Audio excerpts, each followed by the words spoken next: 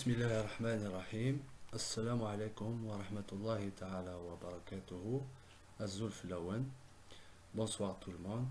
L'objectif de cette série de vidéos, c'est de mettre à votre disposition la méthodologie à suivre pour l'élaboration d'études d'aménagement de web. Nous avons pris l'exemple de Wed El-Hamiz afin d'accompagner nos futurs ingénieurs, futurs élèves ingénieurs, qui ont choisi de travailler sur ce thème. Donc, la localité d'El Hamiz se trouve près de la capitale d'Alger, comme vous pouvez le voir. Cette première vidéo va traiter, nous allons traiter la vectorisation sur Google Earth afin d'élaborer un fond de carte et l'utiliser par la suite pour les différentes simulations de plaine d'inondation. Avant cela, il est indispensable d'effectuer une petite analyse du site. Donc j'ai pu mettre quelques remarques qu'on peut voir sur les repères de Google Earth, comme ici. Donc prendre en considération le phénomène de la houle et son interaction avec l'écoulement de l'oued. On peut voir ici que l'oued lui-même traverse une zone urbaine très dense. Voilà, donc ça consiste justement la ville de Borj el-Bahri, voilà, Bni Marat, toutes ces cités-là. Donc ce sont des cités très denses. L'existence de plusieurs ponts et ouvrages d'art. Donc on peut dire qu'il sera indispensable de vérifier la crue de projet avec aménagement pour les sections d'écoulement pour ces points particuliers.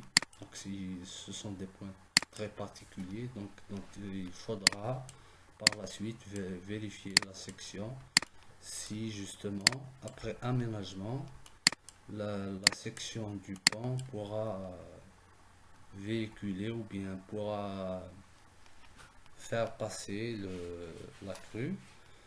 Donc on a un autre pont ici, on a des infrastructures routières. On peut voir ici RO4 à vérifier lors de la simulation de la plaine inondable que cette région ne sera pas inondée. Voir aussi qu'il existe une infrastructure de taille qui est l'aéroport de Ouari Boumediene. Donc on pourra aussi vérifier avec le logiciel Ecrase en établissant la simulation de plaine inondable. Voilà, et comme on peut bien constater que à proximité de l'aéroport, donc ils ont effectué un aménagement, on peut le voir ici.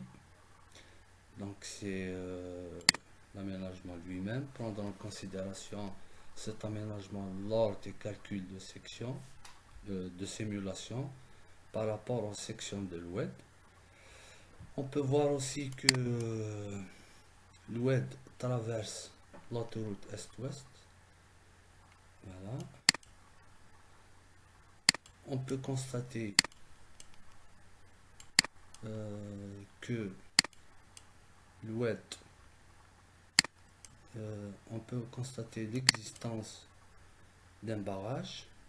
Donc on ne sait pas est-ce que ce barrage fait partie du bassin versant de l'oued ou bien il est à l'extérieur. Donc chose qu'on va vérifier lors de la délimitation de l'oued.